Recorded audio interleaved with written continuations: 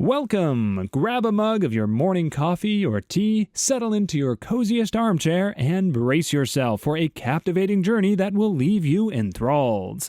From heart-pounding adventures to jaw-dropping surprises, this collection has it all. But wait, there's even more! By hitting that like button and subscribing to our channel, you guarantee that you'll never miss a single second of our sensational content. Join the conversation and share your most cherished moments in the comments so that others can also relish those instances. So, are you ready? What have you witnessed someone do that made you realize he or she is really smart? Viewers Edition. Story 1. As someone who's currently learning a third language, I have to say that language learning can't ever make you sweat if you know how to do it and realize the thing you said, that it takes time and hard work. You have to spend a lot of time on it and be consistent. But to get back to the sweating part, language learning is easy. It doesn't require memorization unless you want to speed your early comprehension of your target language, and it's mostly listening and reading. The brain learns a language this way by hearing it and associating what's heard with context. That's why visual media, like TV shows, movies, and especially YouTube videos, is ideal, since you can easily understand the context and figure out words. The bad part is it takes a lot of time, in the thousands of hours, to get your comprehension high and reach a good fluent level. That's why I said earlier that memorization isn't required unless you want to speed the early game. If I do so call it, since using old-fashioned ways of learning a language that are taught in school, which are pure memorization-based, can help boost your comprehension of the language in these early stages, thus speeding up the whole process. And so you can literally learn Spanish, for example, by simply opening up YouTube and watching videos that are in Spanish. It also helps that English and Spanish are both Indo-European languages, which is why you could skip over textbooks and similar learning materials and methods, but when you're learning something completely different from your native language, like Japanese or Korean, using textbooks or guides to learn grammar and vocab lists to learn words is greatly beneficial, since the languages are entirely different. Personally, I had an easy time learning English this way by simply watching YouTube daily, mainly gaming videos and tech-related stuff. Other random topics here and there, but it took a lot of time to reach a good conversational level, around 4 years I think, but it did take much less, around 2 years, to get to a point where I could understand everything and not even need to use Google to look up the exact meaning, not translation, of the words I didn't know. Comprehending and speaking are two different skills, so you can understand a language relatively, but not be able to express yourself that much in it. Now I'm currently learning Japanese this exact same way, and it's been a bit harder since it's entirely different from English and my native language. But at the same time, the experience I'm having is similar to the one I had with English. Albeit I am not as consistent as I was with English. If I were to put it into numbers, I've spent probably around 25,000 hours immersing in English in the past 9 or 10 years. With Japanese, it's closer to 1,000, maybe 1,500, and I'm nowhere near a level where I can form basic sentences. But I can, however, understand with the form of context, and sometimes I even surprise myself at how much I understand. Well, I hope someone found something interesting by hearing this comment, even though it's not entirely related to the topic, and instead to just one remark about someone being fluent in 6 different languages, to which I want to add that unless they've spent like 12 years, 2 for each language, learning, there's no way that's true. To reach fluency, and especially native-level fluency, you have to dedicate so much time to the point where you might need to sacrifice something from your daily routine. But being one of those YouTube polyglots who claims to know over 10 languages is easy, since those individuals just memorize sentences and even scenarios and haven't actually acquired the language. But I digress.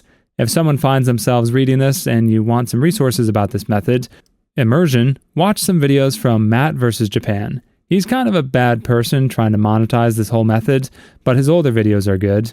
And also Google Stephen Krashen, who is a retired professor and linguist who actually studied for a decade about this whole topic and has done actual research on it and knows what he's talking about. You can find some of his speeches over here on YouTube as well, though. Story 2. This video reminds me of my childhood. I was always the smartest person in the room. The only person who could compete with me intellectually was my grandfather, who used to be a machinist and built parts for the ISS and Hubble telescope. I later came to learn that I wasn't actually that smart, with a 152 IQ, just above average. Specifically, what came to mind was when I explained the double slit experiment to my stereotypical scooterhead frick boyfriend. He understood exactly what I was trying to get across to him, and just stared at me for a couple of moments before telling me I should become a teacher, because all of that went completely over his head. But somehow he still understood. Eventually I did manage to confuse him when I started going into more detail, but to be honest, by that point, even I had barely any idea what I was talking about, and I think that was the source of the problem. I think it was about either entanglement or superposition, but I'm not sure. I was like 12 or 13 when this happened, and have since been humbled by life. I have met several people significantly smarter than me by now, and also learned that you can't just coast on life with raw intelligence. You have to actually try with just about everything. And my ADHD or bipolar butt couldn't even stay focused long enough to even think about trying anything that wasn't my current fixation. So if you're a kid reading this and you're the smartest kid and are bored in school and never have to try at anything ever, my advice to you is simply this: learn how to try and learn how to learn. I know it sounds silly, but when you get older and your brain doesn't learn or change as easily as it used to, you will regret it. I know I do. Story 3. I'm from a STEM field, and I agree that there is a hard science bias. Physics has the advantage of being very deterministic, and because of that, you can make nice laws out of it. Because of that, all science either has a physics envy, wants to falsely claim it is as reliable as physics, or looks down upon sciences, which are less like physics. I always find it funny when a hard science guy completely looks down upon a guy who studies philosophy of science. The hard science guys completely rely on philosophy and use a lot of axioms from that field and are not even aware of it.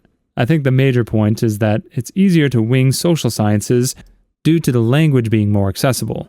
Anyone can talk about psychology and sociology, which isn't the case of physics and other STEM fields.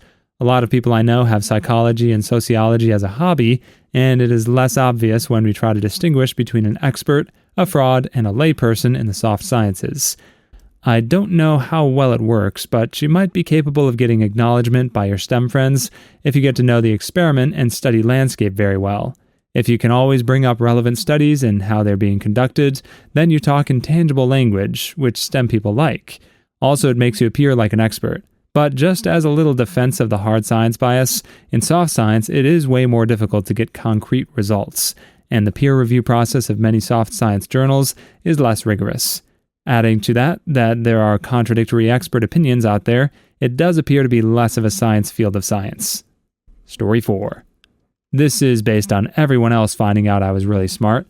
I have autism, and I was incredibly hard to work with in my childhood. I am one of those on the spectrum who are incredibly smart and know what I'm doing, but chose to wreak havoc. So I was basically in ABA training from 2001 to 2004, since I basically was showing signs that I need therapy. I should also mention that I would never go out of my way to go to far, actually hurt someone physically or think of terrible acts. I was just a massive troll, which is how I got my username. I guess we'll never know what that is though. So when I was in ABA at first, I acted on my best behavior to basically show them that I was a good kid, and that I didn't need them. Obvious lie. But I would still do my usual autistic episodes at times whether or not ABA was there. After seeing how the ABA gathered their data for a few days, I found out how they collected their data. This is when I started trolling the heck out of the ABA by acting like an obvious poophead while dodging any markups of maladaptive behavior, since their tallies are very specific. Anytime they would change things, I would take about half a week to readjust my behaviors and kept trolling them while having most of my data look like I was a great kid. Then I basically got bored of it and purposefully went flawless out of nowhere just to graduate out of ABA. Whenever my parents and the ABA would talk about something like he was very disruptive, but he technically didn't get any tallies for these reasons, it was when they realized that I was playing a huge game with them. Story 5. It kinda stinks because that sounds a lot like me. I always nailed the practical questions in physics and chemistry, but unfortunately for me, the system in my region inclines too heavily towards rote learning, and I ended up scoring awfully in everything besides English, not my native tongue, math, and computer science. Every year when a new teacher was assigned to my class, they'd ask me questions from the test because my in-class performance simply did not match my unusually high score for those subjects, and I was suspected of cheating. Except for comp sci, I had a possibly autistic fixation over the subject, and, well, it's now the foundation for my career. Thankfully, the suspicions ended after I participated in some extracurriculars and represented my school in quiz and spelling bee events. So they did acknowledge my talent, but now they started seeing me as wasted potential. I had kind teachers around me, though. As an adult, I can see that now. But I feel that they were simply not equipped to deal with cases like mine. Heck, the whole system isn't. But part of the fault lies in me, too. I was inflexible and arrogant just because I was smarter, supposedly, than others in my class. If anyone reading this is in school and has someone like me in their circle saying that it's the faulty education system that fails to measure their capabilities, you just need to tell them that it means that they are the ones incapable of adjusting to what is an inferior standard of education. And if it is beneath them, they should be acing it, not falling behind normie sons. Serious, people who have witnessed a violent death, how was your experience? Viewer's edition. Story 1. Anyway, the girl comes in while the husband with a tiny baby in back pulls up right outside the front door, not 3 feet from my face.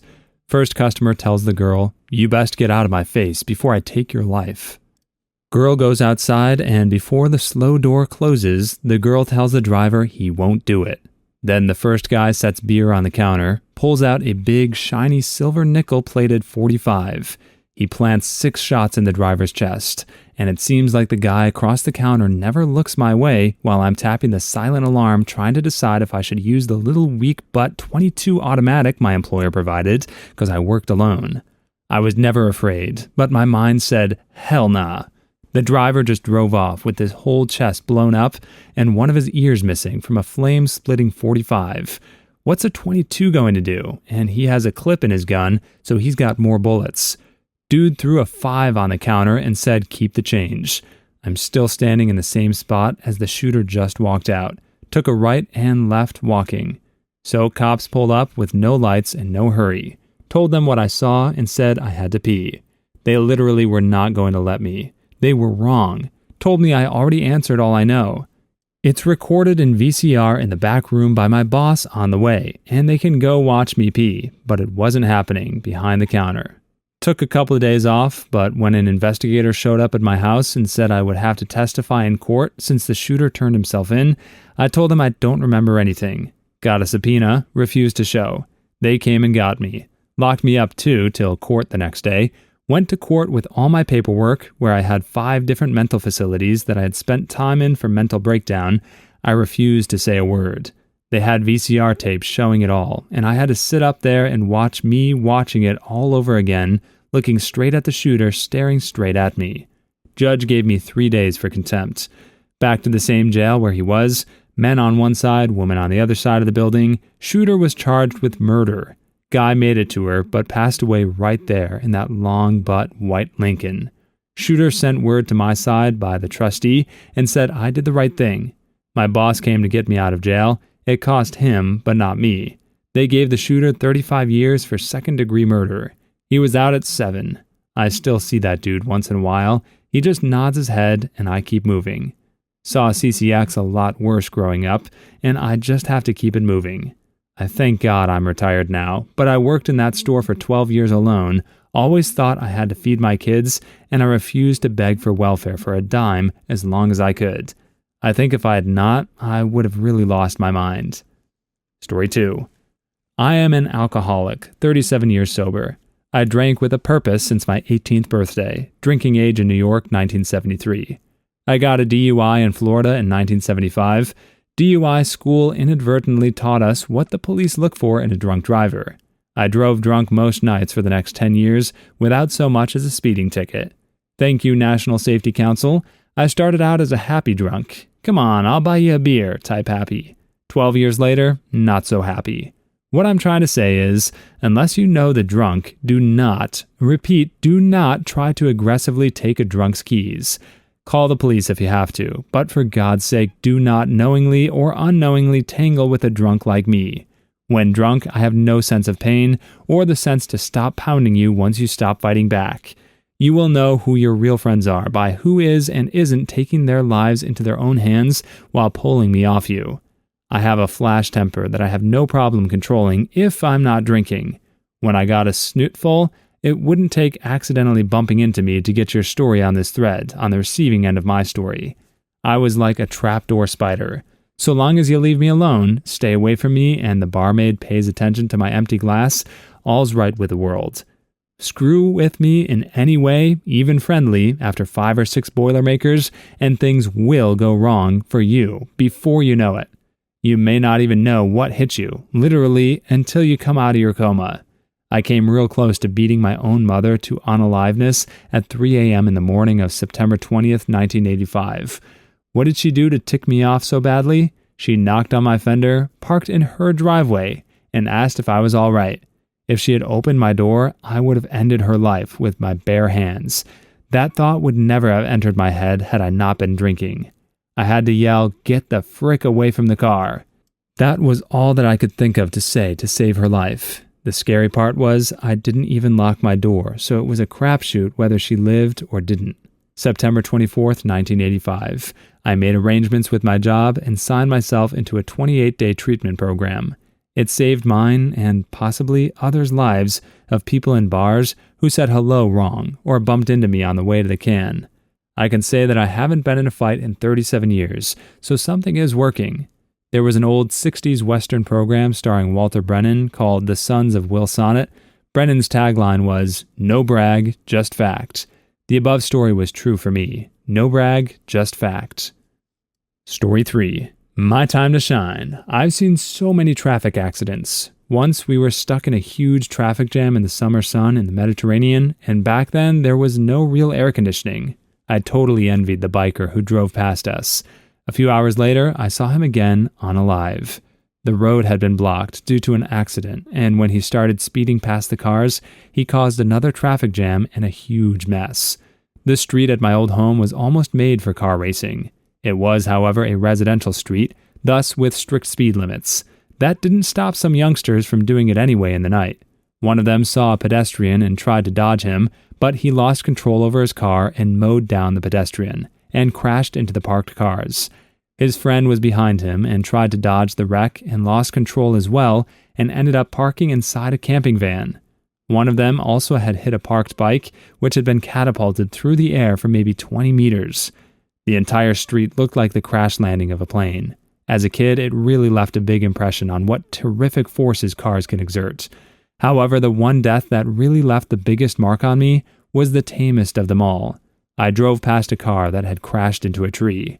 The driver apparently ran off, but the co-pilot was left hanging inside, literally. She was dressed for disco, which hinted that she must have passed away in the early morning. But even after rush hour, and quite possibly 1,000 cars driving past, she was still inside the wreck, and apparently no one informed the authorities. To make it even worse, that beautiful and really safe-looking country road, straight, broad, with many fields rather than obstacles, had a dozen small shrines reminding others of people that passed away on this road due to car accidents. However, her spot never received any cross, flowers, candles, or anything else. Only those that saw remember. I've also twice seen a puddle of blood left behind after a stabbing, plus one guy really had to commit seppuku in the botanical garden during lunchtime. Only saw the park being locked down and police showing up. Why do people feel the need to inconvenience other people at their last moment? The same city had also 3 incidents of people jumping in front of the train during rush hour. I've not been there, but I wanted to note it as well. Story 4.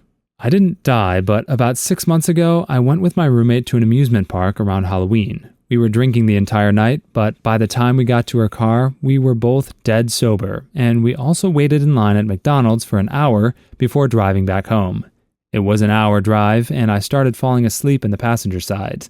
I woke up to see the car literally flying off the road, and I screamed and immediately passed out. I woke up again upside down, screaming and crying, then it was black again. The next time I came to, I was on the ground and had no idea what was going on. Couldn't hear or see, and then I turned my head and saw red and blue lights. All of a sudden, I could hear, and she was crying and telling me not to look at her. I still couldn't talk, and I thought she was impaled. Long story short, she broke her arm, but I broke my neck and my spine, my ribs, my foot, my collarbone, and bruised my lungs.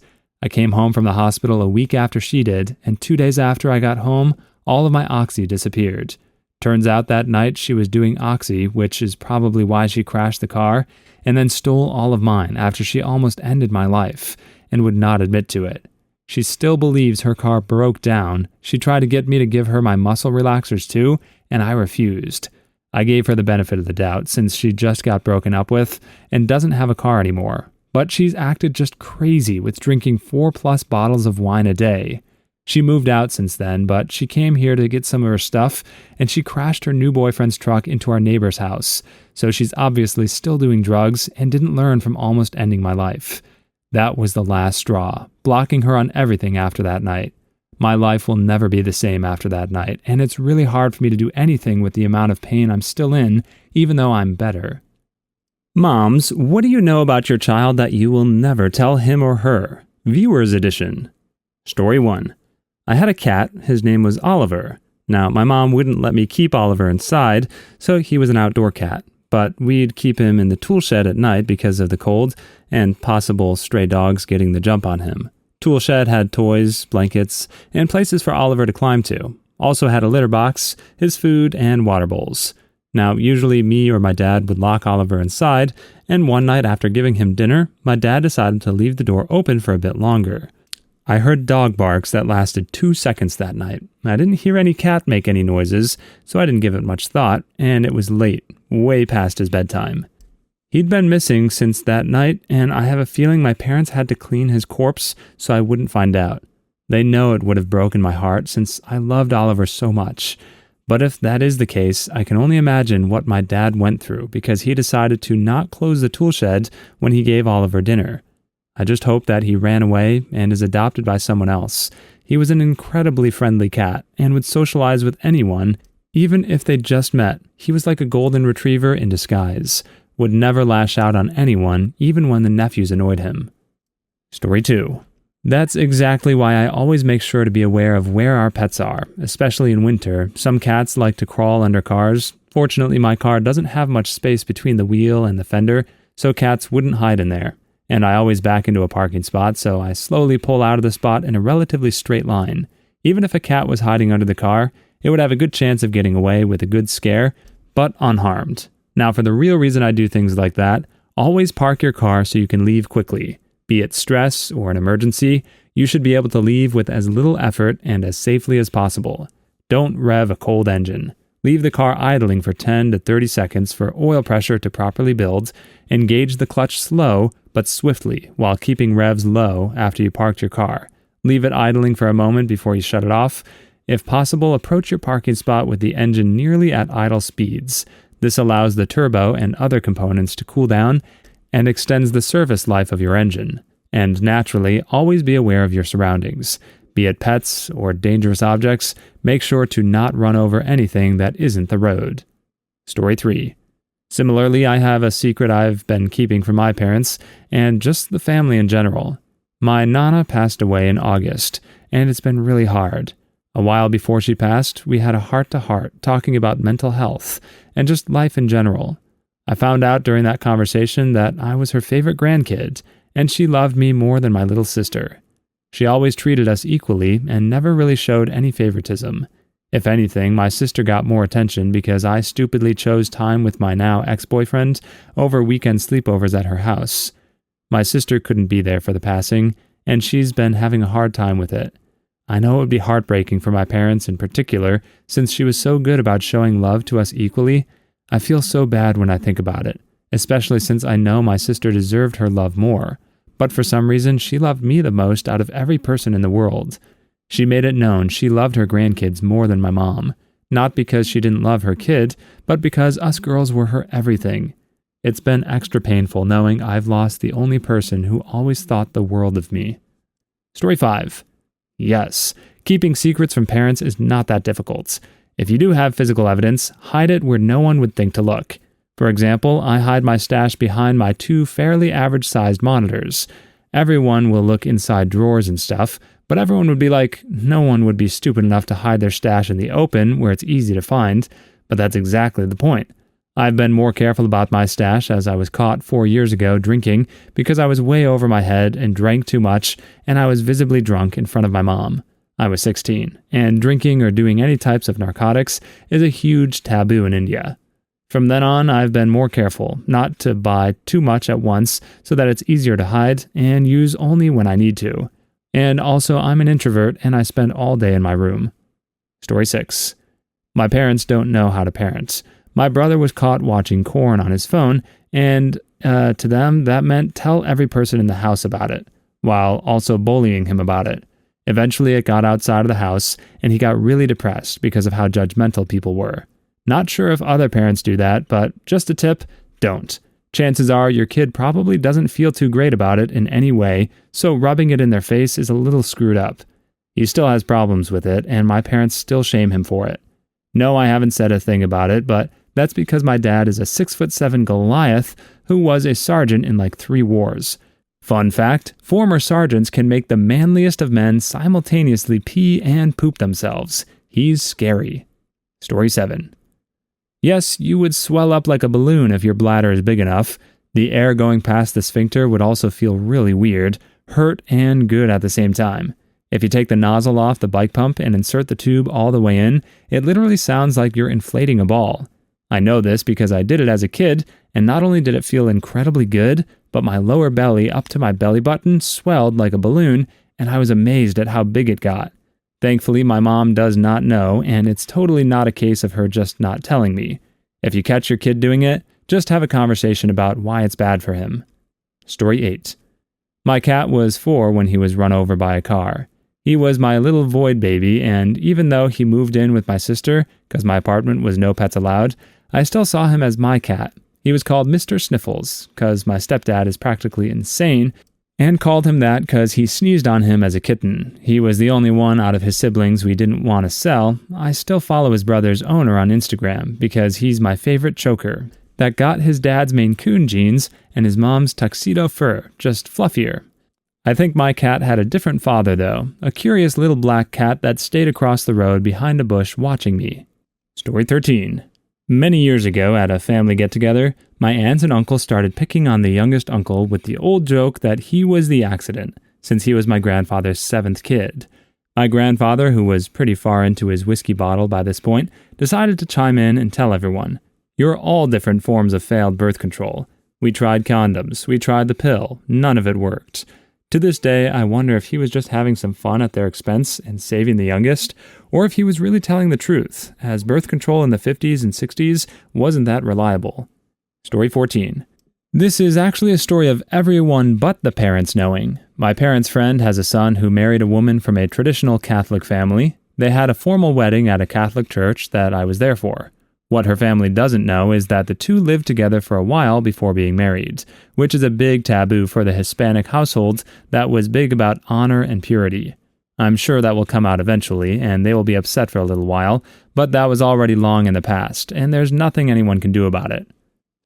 Dark web users of the internet, was there ever a point in your use that you felt you were genuinely in danger? What happened? Viewers Edition. Story 1.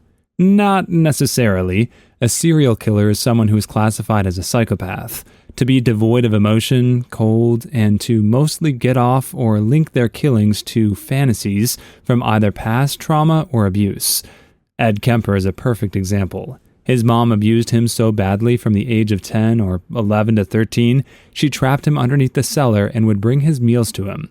This is according to the documentary. Could be false, but they were very convincing. Point is, this guy is taking justice into his own hands. Most people associate this as bad because no one should ever play God. I would highly doubt he's a psychopath, and he's not a serial killer.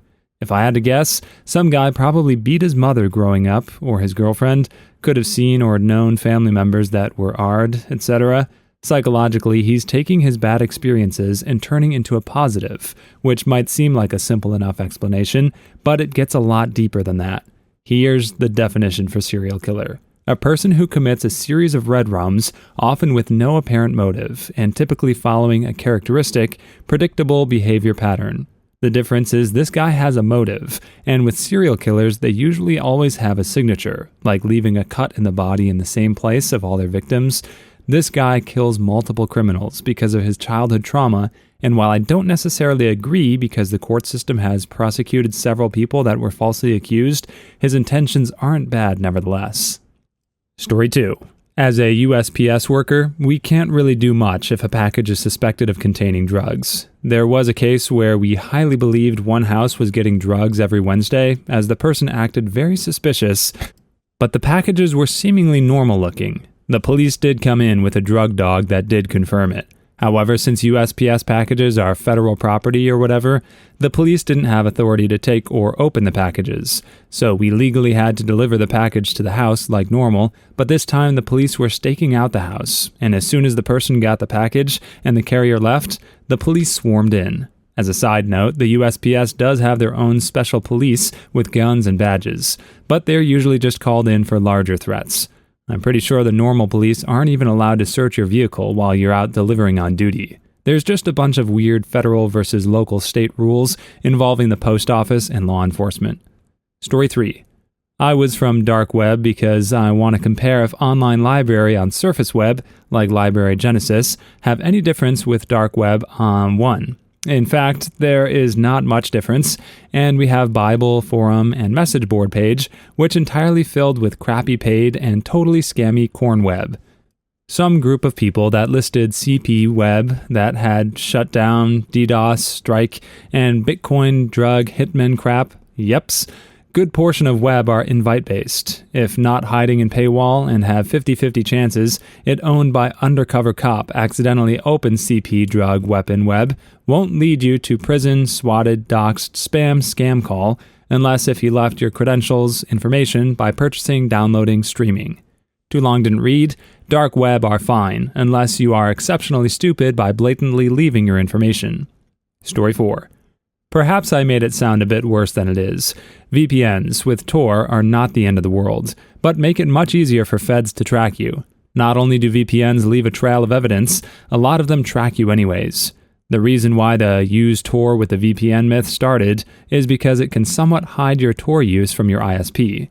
The thing is, Tor is not illegal to use, and your ISP cannot see what you do in Tor, just the fact that you're using it. If you want to hide Tor from your ISP, use Tor bridges. And to be honest, assuming you follow proper OPSEC, it's impossible to be tracked using Tor or Tails, unless you are a freaking kingpin and the feds are tracking you in real life. Story 5. I actually seen this happen twice firsthand, and once secondhand. I've read enough forums on Tor and Silk Road itself to tell you this is a possibility in real life. Like I mentioned, seen this happen, and seen the charges stick with convictions. I've also had been raided twice, once by actual SWAT. My sources are direct, as they are close friends of mine to this day. None of us do this crap anymore, except 2 associates of mine, and one of them got red rum, the other is in jail for the 6th time on organized crime. I remember this crap as if it was yesterday, even though this happened over 5 years ago. Story 6. Yeah, Story 9 reminds me of my own experiences on the 90s web.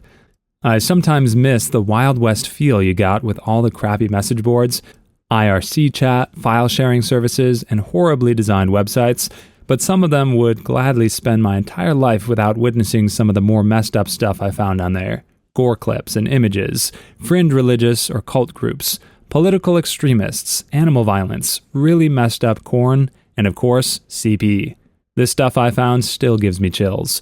Curiosity can be damaging. Story 7.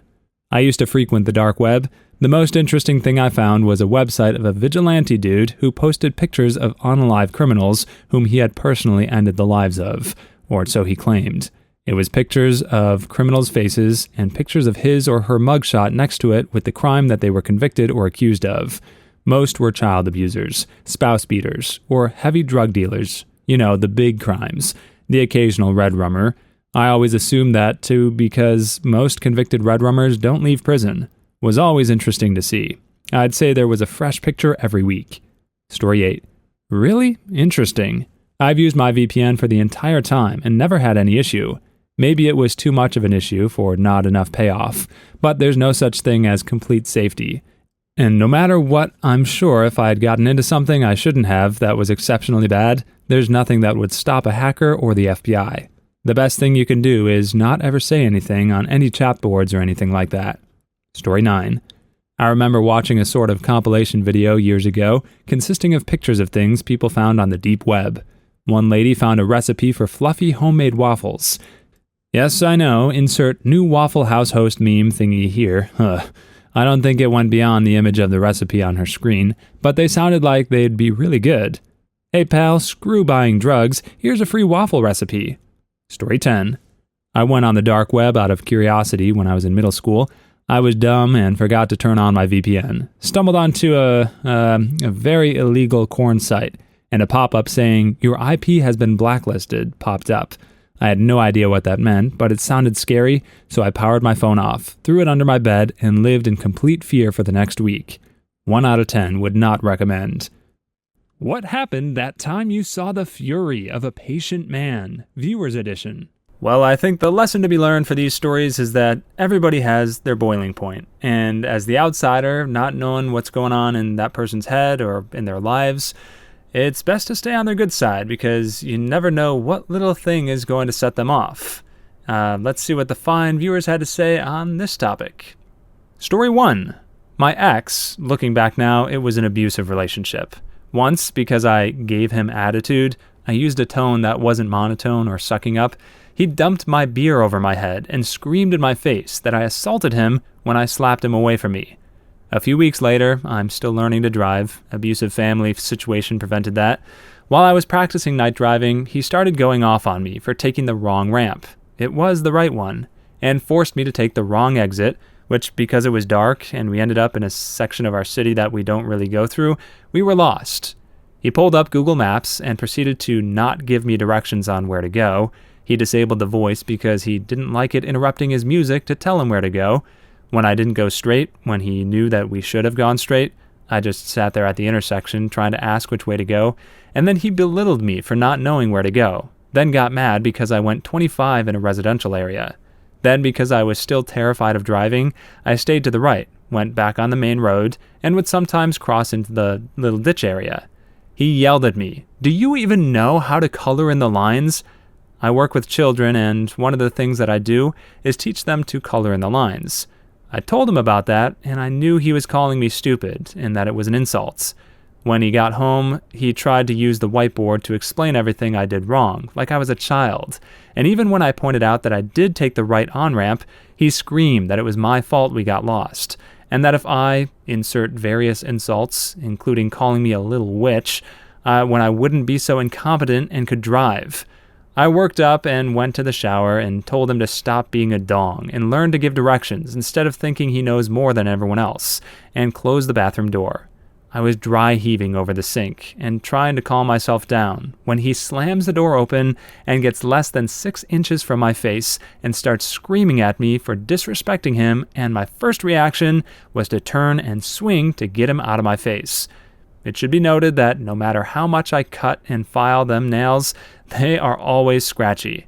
I'm always aware that and try really hard not to scratch people.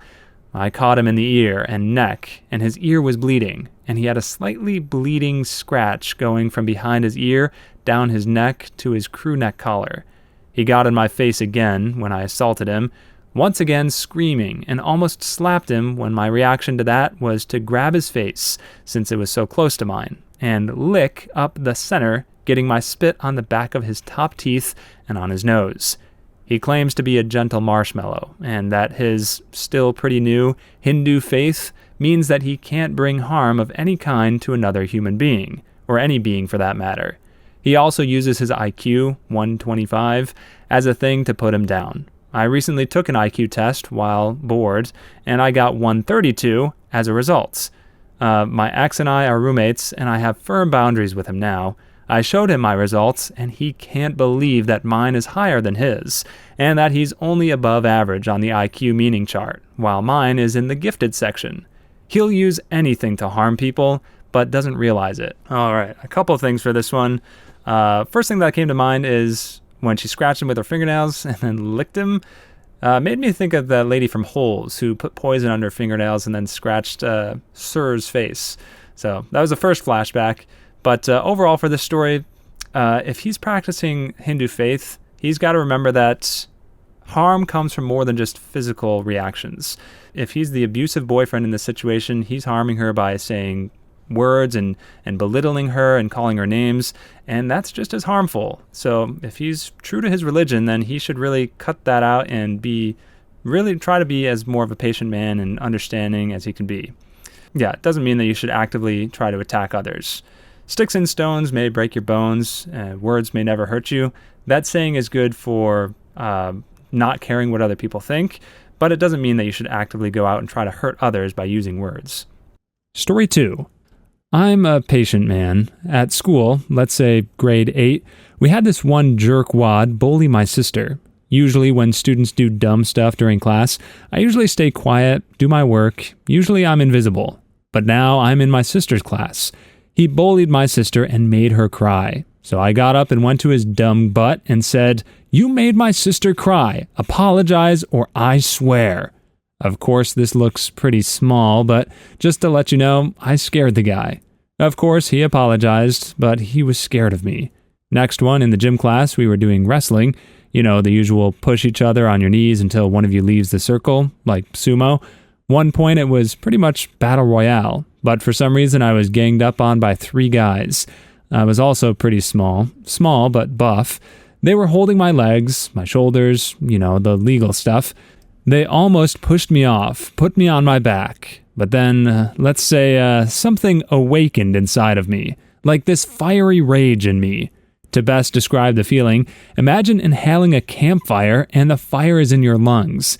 So I then started smiling. Then I pushed everyone off and started having a weird war cry, if you can call it that, and I pretty much whooped all 3 boys who were very much taller than me. I even screamed, "You're next!" Of course, my teacher also had to call the match off since 1, it was taking too long, and 2, I was getting more aggressive than I needed to be.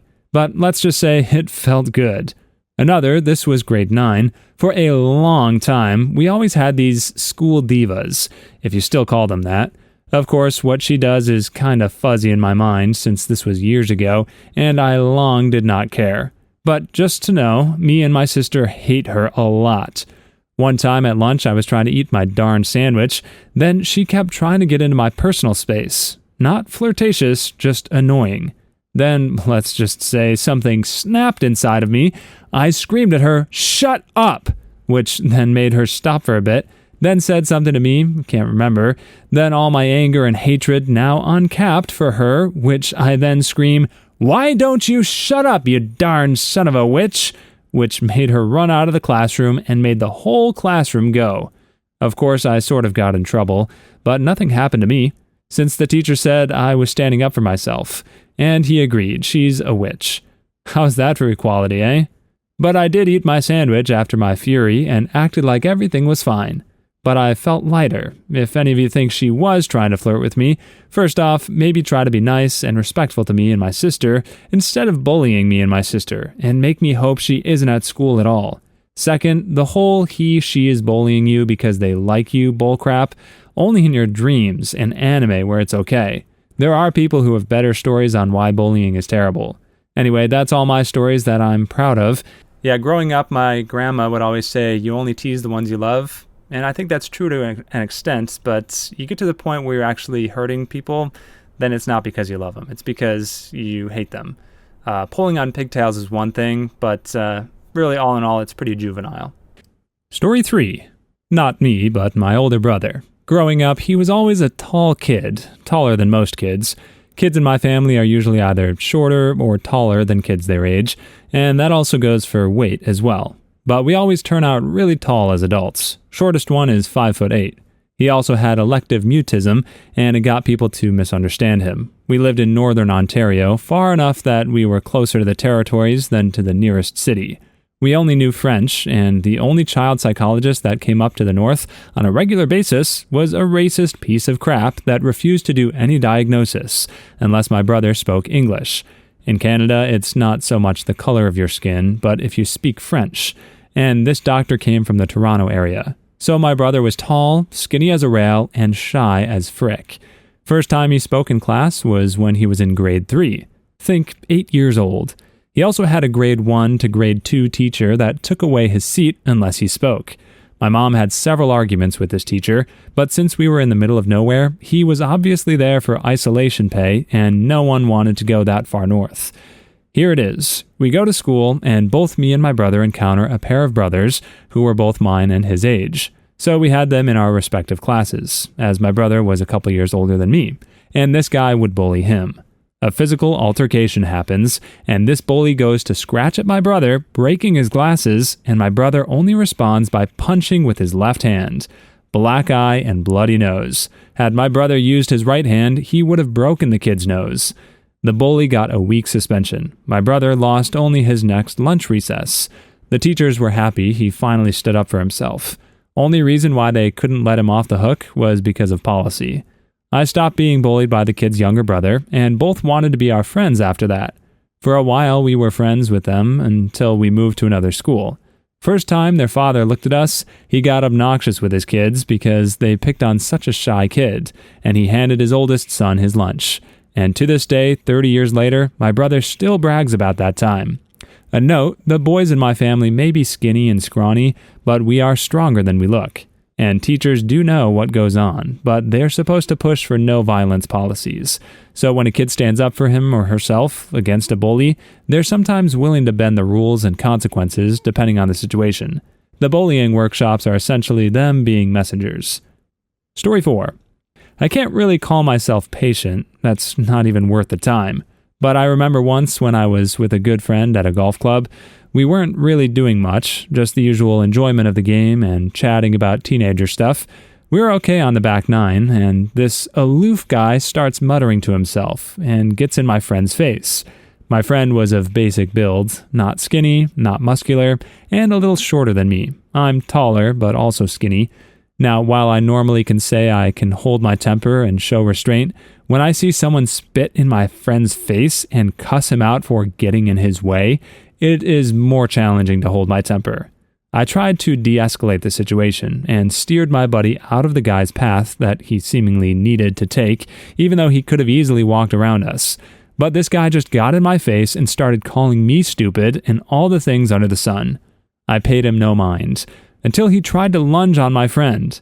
As I mentioned, I'm skinny, not the strongest guy by any means.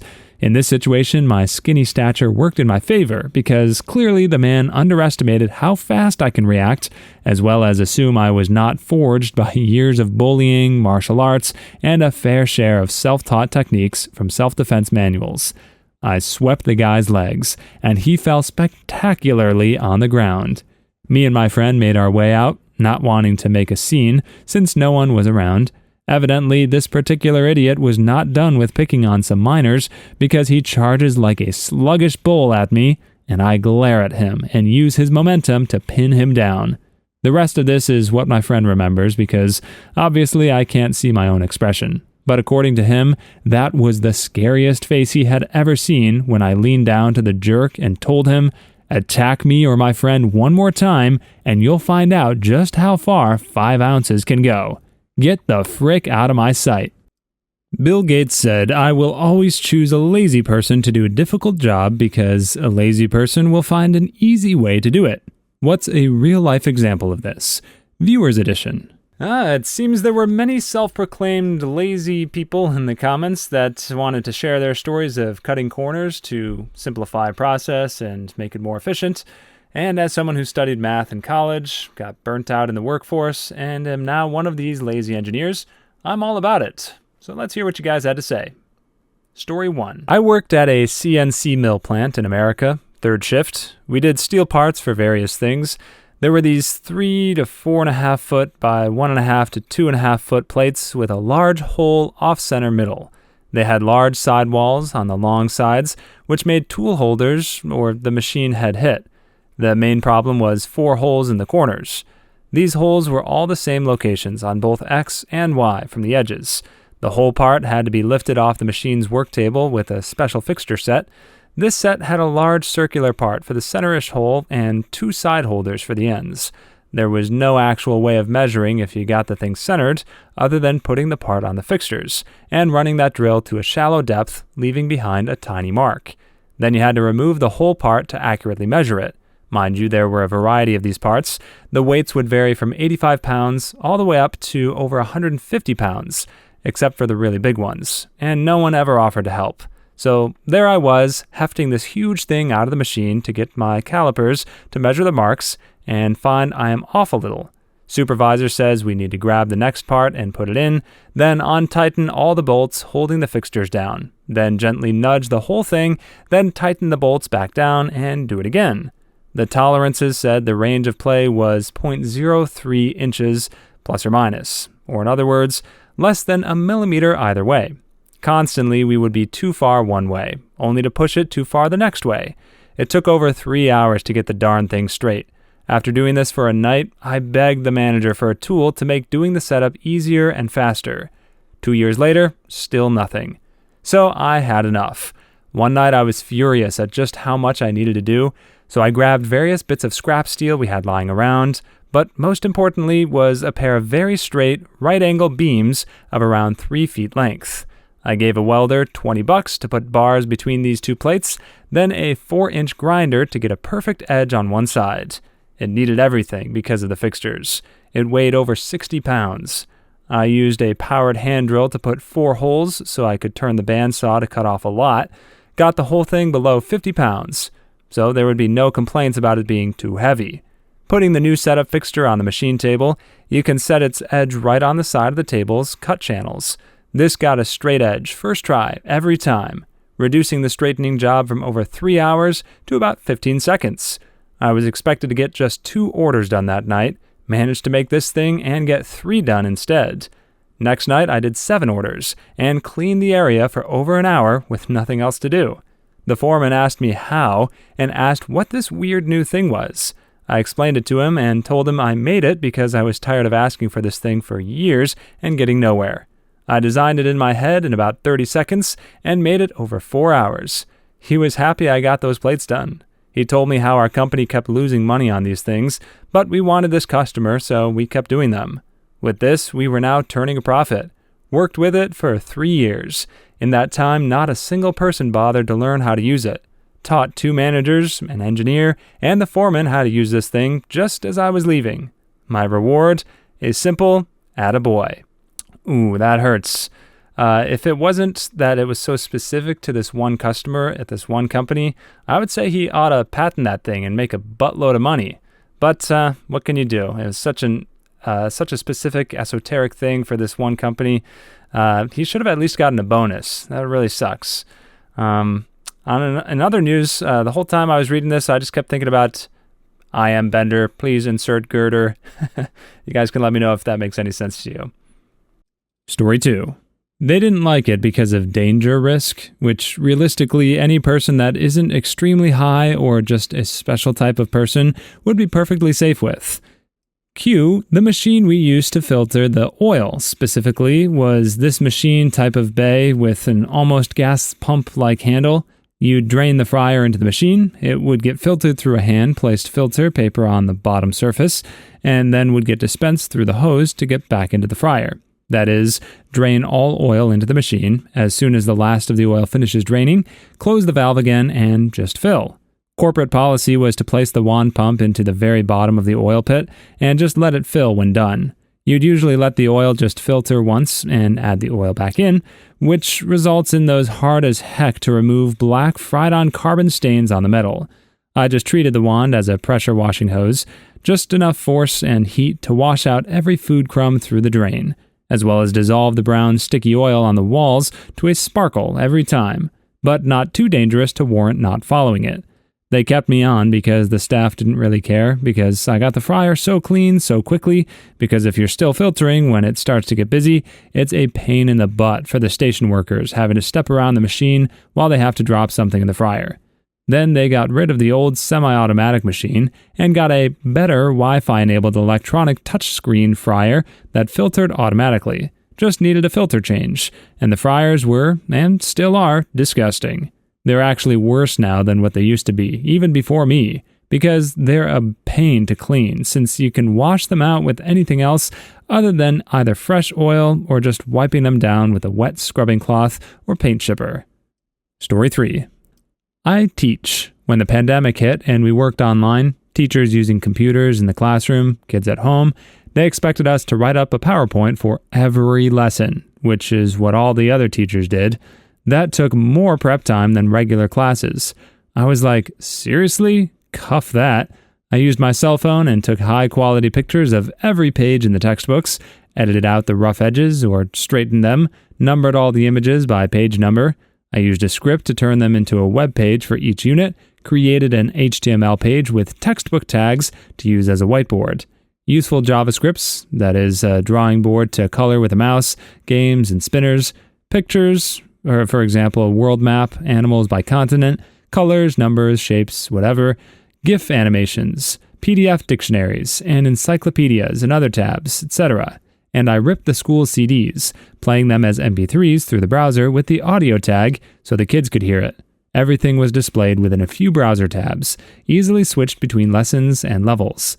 Instead of sharing a one-use PowerPoint file, I ran a second lightweight browser, Falcon, at the same time, and shared it inside the main browser. Everything I typed into the text box, I could copy and paste to send them, and saved for future lessons. 1 week of work meant 0 class prep for more than an entire year. I was ticked when I had to go back into the classes and put in more effort. Story 4. I had to take my professional engineer exam, 8-hour exam in 2 4-hour exams. I took it back in the day when it was still all paper booklets and Scantrons, and it was an open book. My specialty was known for needing a laundry basket-sized box of books versus the 1 or 2 books of other specialties. I also had an equation that I knew I would have to do at least 10 times during the whole exam that had 6 variables.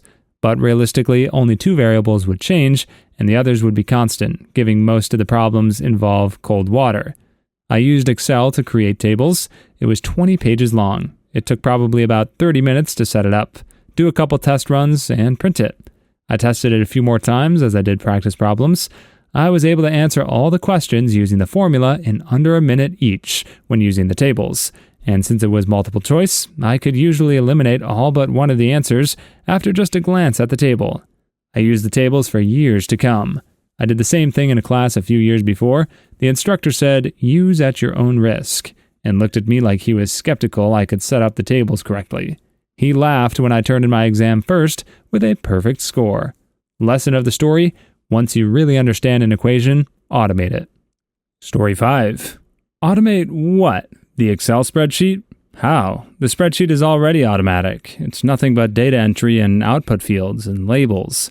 So I know which one is where. Plus, the formulas are cross-linked all over the place to other formulas that require similar data, as well as unit conversion formulas, all in such a way that would be difficult to do cleanly in a Python script.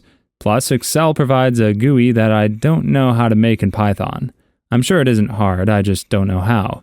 And doing it without a GUI would put more cognitive load on me when I want to use it. Automate the algebra? I would love to do that, but I happen to know that computer algebra is actually hard, unlike creating a GUI in Python. I could create a routine to guess and check, but that's what Excel's what-if analysis does. And while that tool could use quite a bit of optimization, it's also a fantastic example of an optimization problem that doesn't need to be solved. The amount of time wasted by that tool is negligible, even if I was using it all the time, which I'm not. That being said, I would love to learn computer algebra if you have any resources. Not that there aren't advantages to putting it in a Python script. For one, modern graphing calculators come with a Python interpreter, which means I could use it on tests. The laptop may be banned, but the calculator never is. Not sure how things are nowadays, but back in my day when I was studying math in high school and college, we were not allowed to bring calculators, at least the graphing calculators, to exams. We were restricted to scientific calculators because the graphing calculators, the TI-83s, 84s, blah, blah, blah, whatever we're up to nowadays, they were just too powerful. You could store equations and the functions, you could graph, obviously, and best of all, you could play Block Dudes. Anybody remember Block Dudes? Best game ever. Story 6. I automated 80% of the chores for a buddy of mine who does homesteading. He has a few cows, pigs, chickens, rabbits. He grows stuff in a greenhouse and a field. I helped him set up automatic feeding and watering systems. Greenhouses and most fields had a raining watering system made with a combination of hoses and sprinklers. We set up cameras everywhere that connect to a website he owns to monitor all his animals at the click of a button. We built up screens to catch all the manure produced by the rabbits and chickens, and can do a quick swap out to add to his composting system, which we also partially automated. Went from spending 6-ish hours a day maintaining his property with his family, down to maybe 2 hours on a bad day and less than an hour on a good day. We did a lot of DIY and sketchy stuff that works.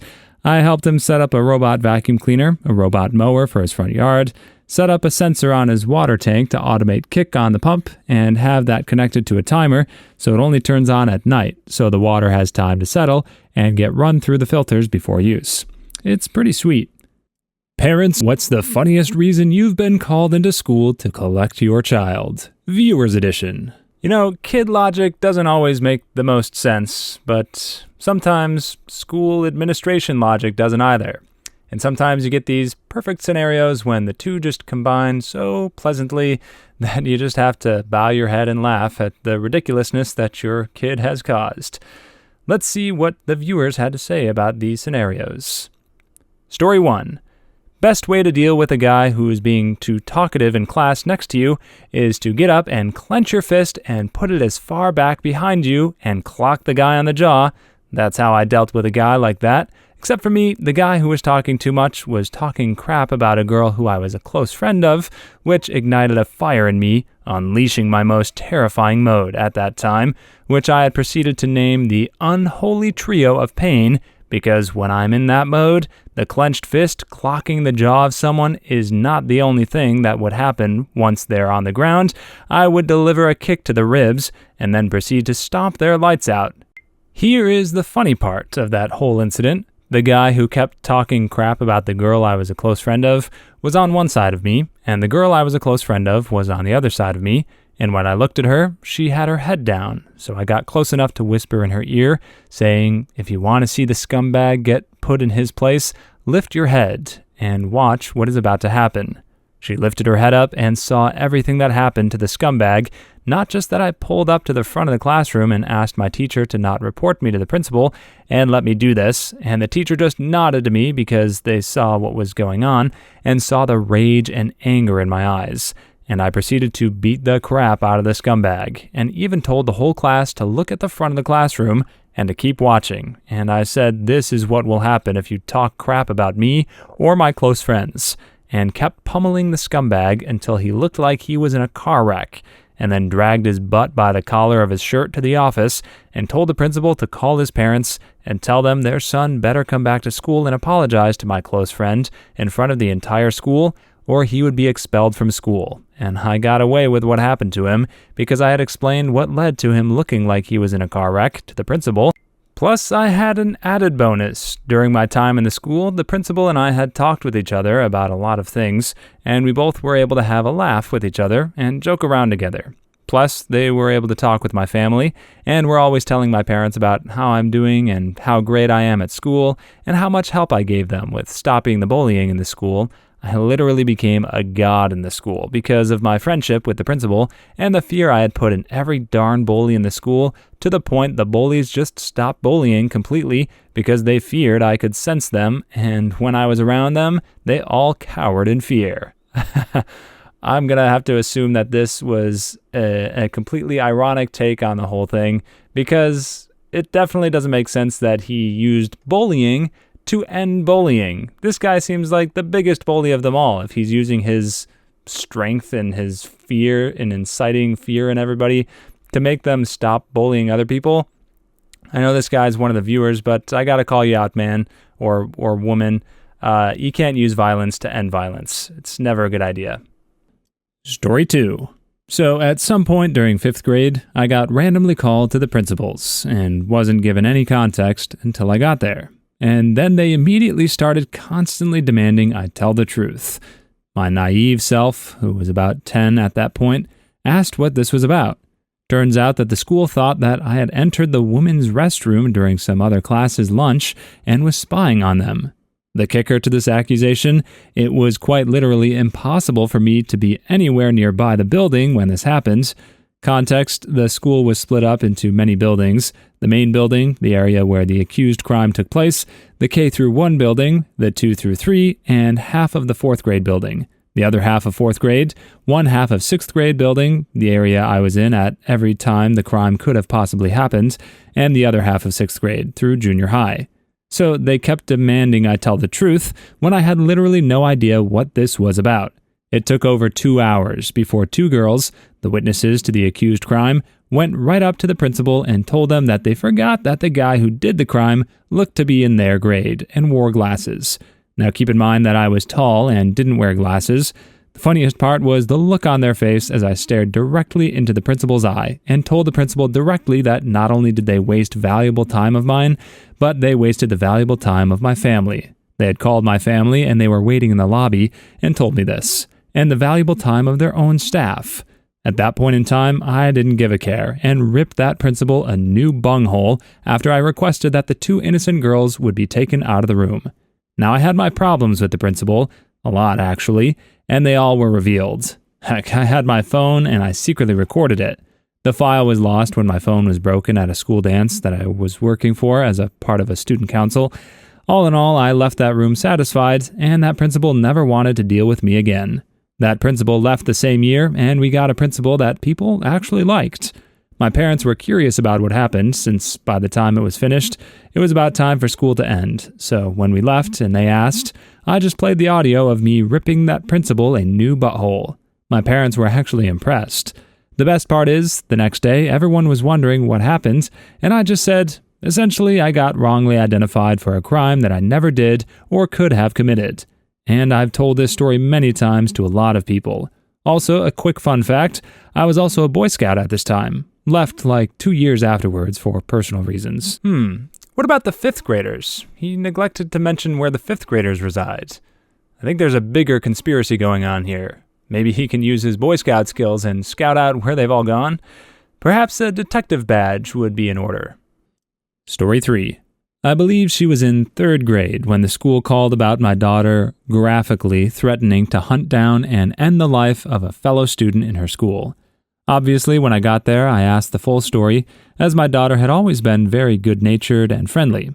The offended party was a 5th grade boy who had gone home and told his parents about said incident, and they had called the school very upset. In this meeting were the principal, her teacher, my daughter, and myself.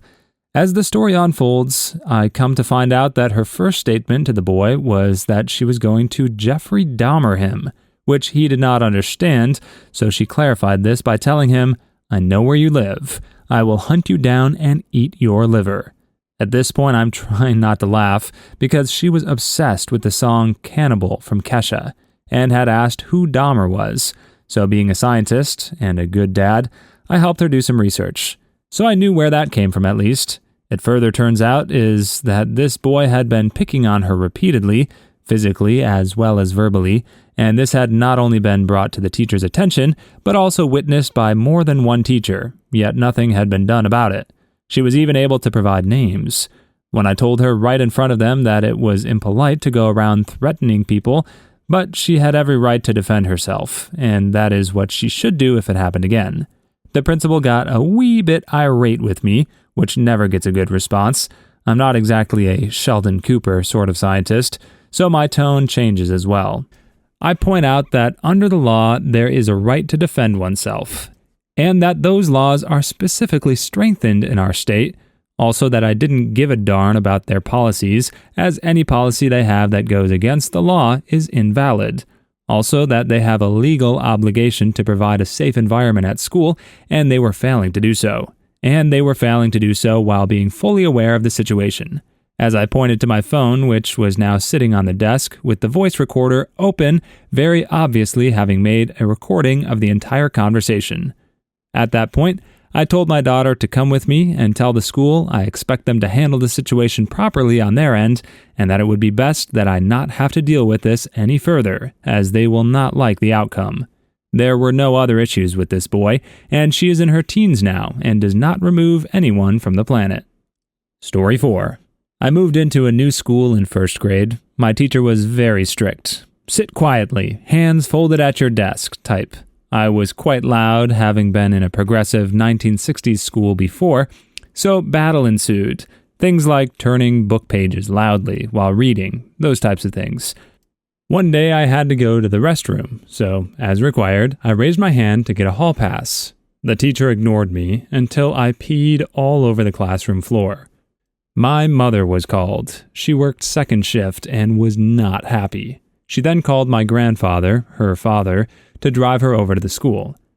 When they arrived, the principal recognized them, and to this, said teacher I was at war with was his wife. She then had to explain, after we both told our versions of the story, why I was ignored until I peed all over the classroom. I have two relating to my younger brother. In kindergarten, my brother and his teacher got into an argument about my father's job, and he was sent to the principal's office. When my parents arrived, to an in-tears son and a principal tried to explain that my father was not on welfare.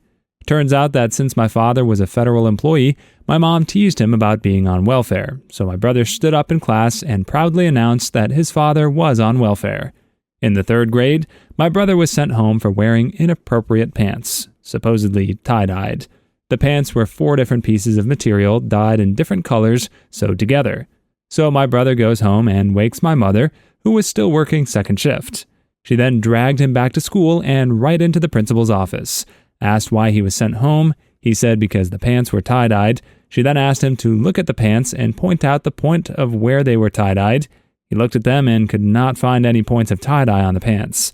He then said that even though they were not tie-dyed, they were against the dress code. My mother then asked for a copy of said dress code. Well, the elementary school did not have one, but they were using the middle school dress code. My mom then pointed out that he was in violation of said dress code in that he was wearing a tie-dyed red, white, and blue necktie, and that his secretary was wearing a skirt so short that you could see her panties. After that, the school board was called. Needless to say, the school principal was not working at that school 3 days later. Other things were involved, but that incident was the icing on the cake for him. Yeah, I never understood dress codes, really. Kids should be allowed to be kids. Same goes for, corporate attire and business wear. I feel like I'm just as capable of getting my work done wearing shorts and a t-shirt as I am wearing business clothes, suit and tie. Probably more capable, actually, because I'm more relaxed and I'm not fussing about with how I look and my tucked-in shirt and all that jazz. And even from the opposite side, I'm probably more willing to trust people that are dressed in normal clothes than people dressed in business clothes, suits and ties. That kind of puts me off because it becomes very apparent to me that they're trying to put on a fake identity to try to sell me something. No way. Story 5. Not a parent, but the kid who had his mother called. I take a prescription, medication that wakes up the body. That morning, I had the sniffles, and took Benadryl cold medicine. For anyone who doesn't know, Benadryl is a down medication. It causes the body to wind down. For those who don't know, you don't mix up and down meds. I then drove to school since I was in 11th grade and had a car. I don't remember the drive there very well, but I do remember parking the car because that's when the effects took effect. Suddenly, the line split from 2 to 4, and then smashed back together with what looked like sparkles coming off it. I instantly realized something was wrong. I went to my Spanish teacher, who was also a registered nurse in practice, and still had her license at the time, and through my uncontrollable giggles, said that I needed some help because something wasn't right with me. I explained what I did that morning, and after my teacher researched my prescription, started laughing. Now, mind you, while she was looking up my prescription, she was asking me questions, like, how do you feel? Seeing a picture of a melting clock on her wall, I pointed to it and said, I feel like that. After the teacher realized that I had accidentally gotten myself high, she went to my teachers, explained what I had accidentally done, and told me she was going to have me sent to the nurse's office until it was out of my system.